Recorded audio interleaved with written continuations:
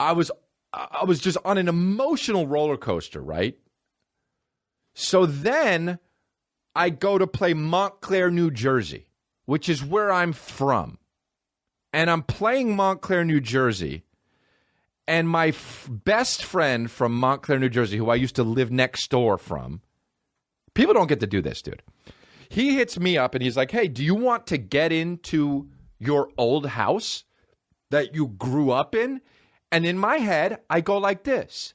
No, because it's going to be too emotional for me. But I had already, but joke's on you, that conversation happened a week before, I'm telling you, and I said yes already. So it's like Pulp Fiction how I'm telling the story. You don't know what the beginning is and what the end is. So now I go see the fucking old house I grew up in, dude. And I don't want to give you the address because you guys are crazy and you'll show up.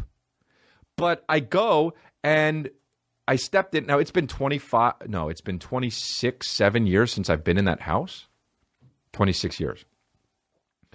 And I step in and I'm overwhelmed with emotion already from everything in the weekend.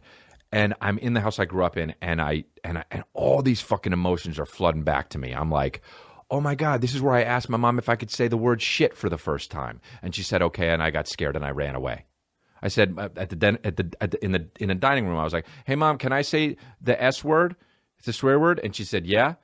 And I said, what, really? And she said, sure, you could do it once. And I said, no, I'm too scared. And I ran away like a fucking bitch. Okay.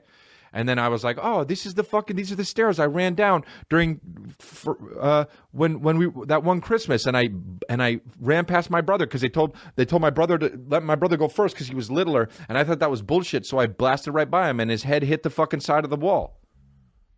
And he didn't miss the smile. And we have video of it, dude. One time I was running down for Christmas, and my brother was running down was walking down for Christmas. He was going too slow because he had little legs, and I was a little bit older.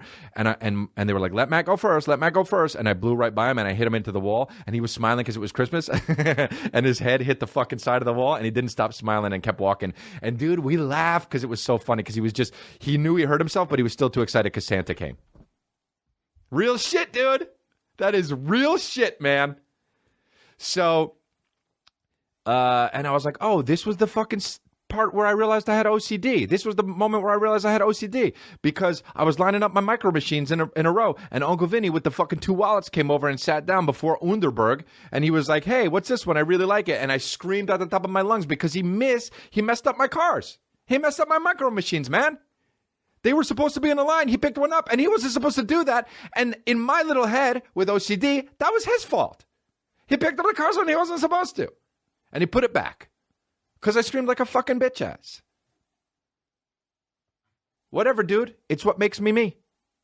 Now, OCD doctors will tell you that's not what makes you who you are. Because OCD is a demon and it's not a part of you. But I would argue it helps with your creativity.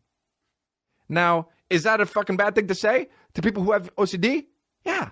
Because maybe it will make you feed into your own OCD? Yeah. But don't do that, I guess. But also, if it could be Gene. Okay? If you have OCD and you're really into math and that helps you do math, it could be Gene. Or it could be a fucking serial killer and keep fucking heads in your freezer.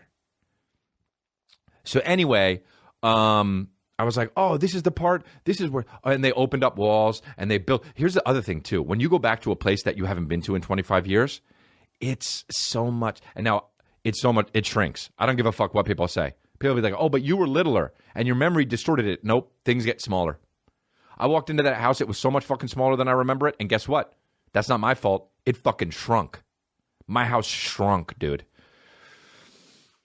I was walking downstairs and I was like, "Oh, this is the moment. This is the moment where I remember starting the moment. I know the moment I started believing in God. And I'm not saying I believe in it anymore. I don't know. Who knows? If there's a fucking God or an afterlife, I don't fucking know. And if you say there is one, you're a fucking idiot. If you say there isn't one, you're a fucking idiot. Because guess what? You don't know. You know why? You're alive. And anyone who's alive hasn't died yet.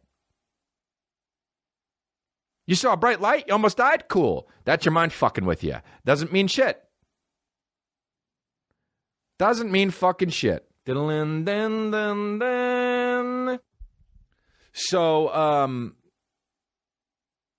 now I am. I remember the moment I started believing in God when I was a kid. When I was a kid, I believed in God. Dude, how fucking kid is it to believe in God? Dude! You know how I started believing in God when I was a kid? I was looking for something. I don't even remember what it was, but it was a toy. And let me tell you something. It was very fucking important, okay? I needed the toy.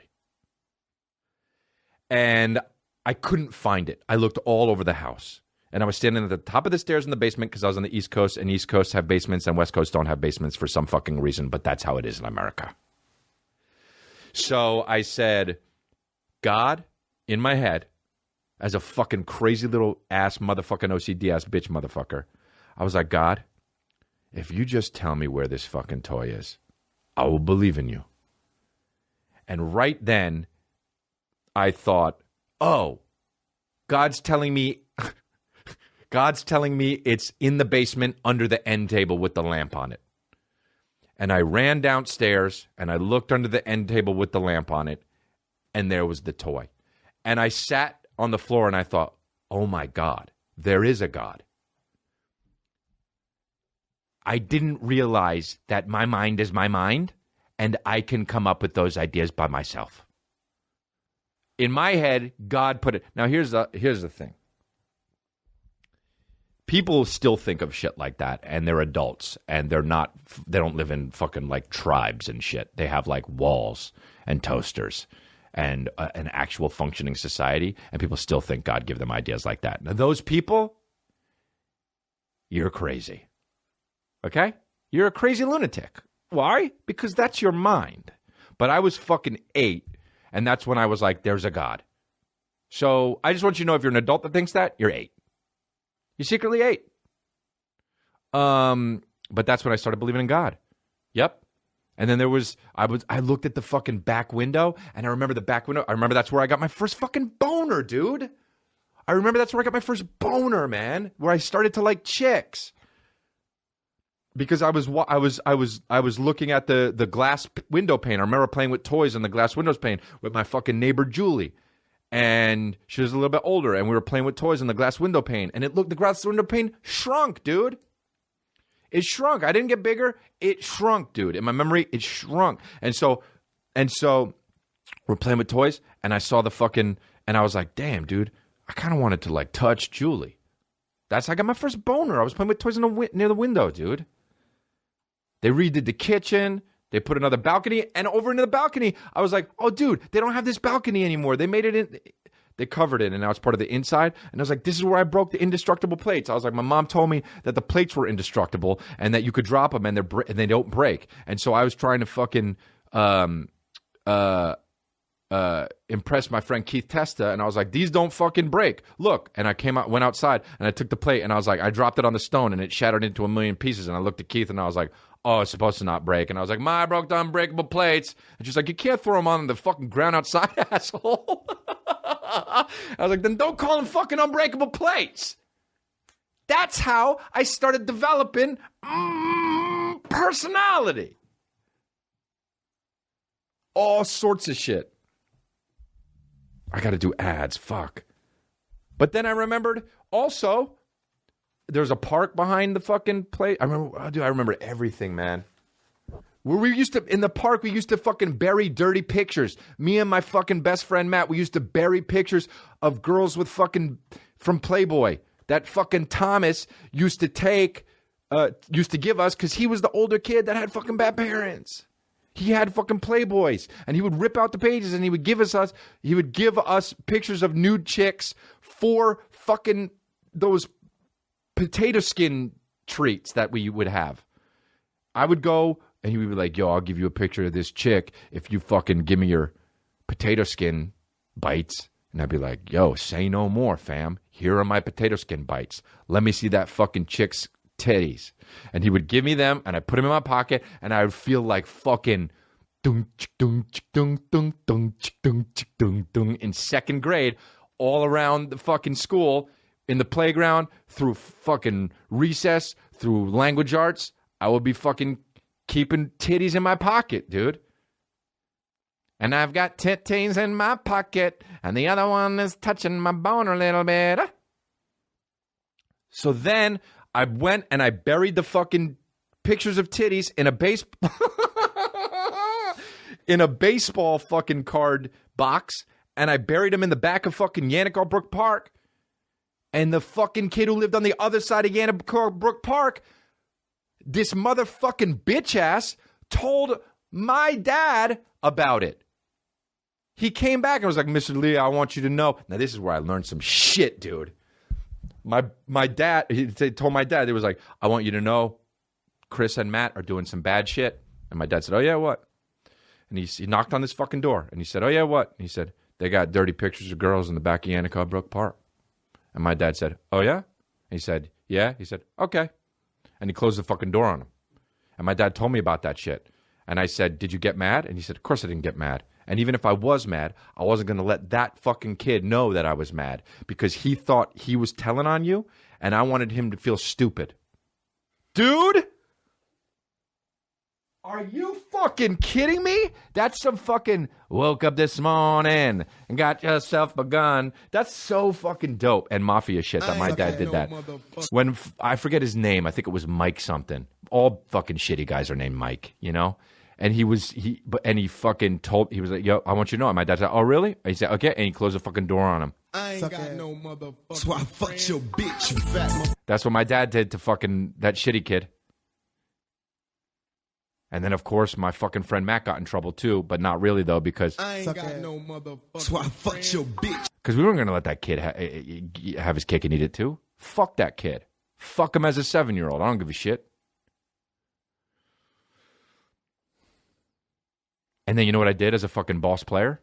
You know what I did as a fucking boss player? Dude, I was a fucking boss player when I was 9. I fucking went the next day. I took potato skins and I traded them for Thomas for some more fucking nudie pictures. And then, you're probably like, you probably shouldn't have done that because you already got caught. Well, guess what I fucking did? I came home. I took those nudie pictures. And I walked up to my dad's office. My dad was in his office. I walked up. I knocked on the door, opened the door. I fucking threw the nudie pictures on his desk. And I said, those are the pics. And I walked out. I ain't got no motherfucker. So I fucked your bitch, you fat motherfucker. Yup, dude.